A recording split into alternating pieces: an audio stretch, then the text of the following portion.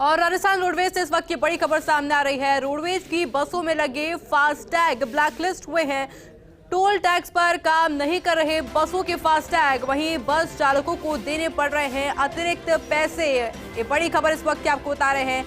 Roadways से जो बड़ी खबर सामने आ रही है, जो फास्टैग लगे हुए हैं रोडवेज बसों पर, वो ब्लैकलिस्ट हो गए हैं और ऐसे के अंदर अतिरिक्त पैसे बस चालकों को देने पड़ रहे हैं। हमारे साथ सहयोगी शिवेंद्र परमार जुड़ चुके हैं। शिवेंद्र, क्या कुछ है पूरा मामला, जरा विस्तार से समझाएंगे, क्या कुछ कारण रहे इसके पीछे?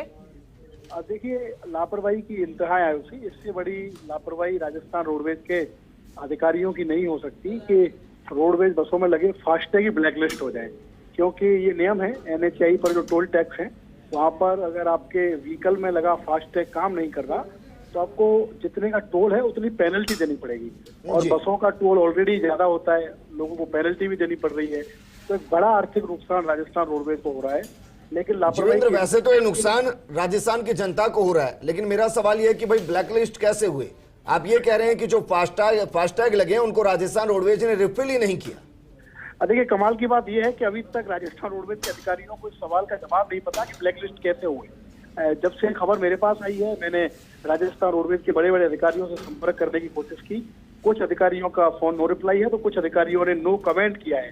लेकिन रोडवेज सरकारी संस्थान है और अगर उसकी बसों में लगे फास्टैग ही काम नहीं करें तो मुझे लगता है कि जिम्मेदार अधिकारी हैं उनकी जवाबदेही तय होनी चाहिए। और मुझे उम्मीद है कि रोडवेज की चेयरमैन आनंद कुमार इस लापरवाही को गंभीरता से लेंगे। ये बताइए, मंथली रिचार्ज होते हैं, डेली बेस पर रिचार्ज होते हैं? देखिए, जो जानकारी मुझे मिली है, एक एजेंसी को ये काम राजस्थान रोडवेज ने दिया हुआ है विजेंद्र, और जो रोडवेज जो कंपनी है उसको भुगतान करती है। वो कब रिचार्ज करने हैं, कैसे करने हैं, ये उस एजेंसी का काम है जिसको काम दिया हुआ है।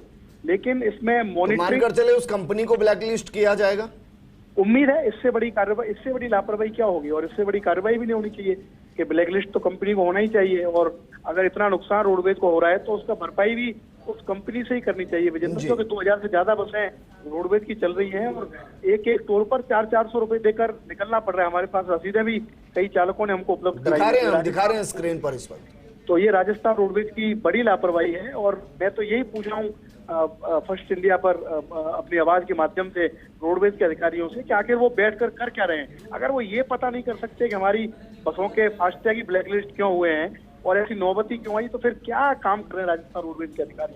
इतनी सामान्य तमाम जानकारी हमारे साथ साझा करने के लिए।